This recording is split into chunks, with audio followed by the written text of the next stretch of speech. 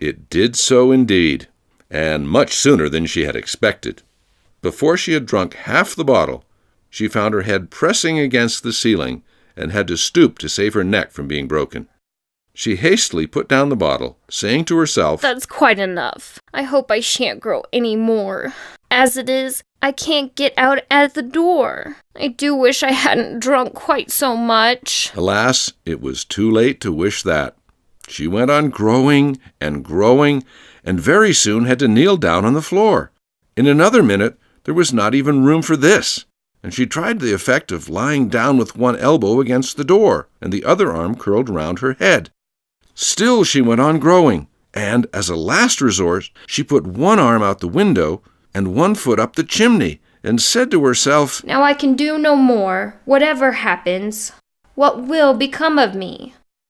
Luckily for Alice, the little magic bottle had now had its full effect, and she grew no larger. Still, it was very uncomfortable, and, as there seemed to be no sort of chance of her ever getting out of the room again, no wonder she felt unhappy. "It was much pleasanter at home," thought poor Alice, "when one wasn't always growing larger and smaller and being ordered about by mice and rabbits. I almost wish I hadn't gone down that rabbit hole. And yet, it's rather curious, you know, this sort of life. I do wonder what can have happened to me.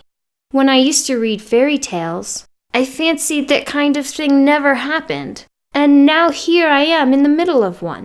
There ought to be a book written about me, that there ought, and when I grow up, I'll write one. But I'm grown up now," she added in a sorrowful tone.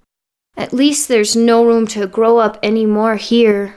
But then," thought Alice, "shall I never get any older than I am now? That'll be a comfort one way, never to be an old woman, but then always to have lessons to learn. Oh, I shouldn't like that." "Oh, you foolish Alice," she answered herself. "How can you learn lessons in here? Why, there's hardly room for you, and no room at all for any lesson books." And so she went on, taking first one side and then the other, and making quite a conversation of it all together. But after a few minutes, she heard a voice outside, and stopped to listen. "Marianne? Marianne?" said the voice. "Fetch me my gloves this moment." Then came a little pattering of feet on the stairs. Alice knew it was the rabbit coming to look for her, and she trembled till she shook the house, quite forgetting that she was now about 1,000 times as large as the rabbit, and had no reason to be afraid of it.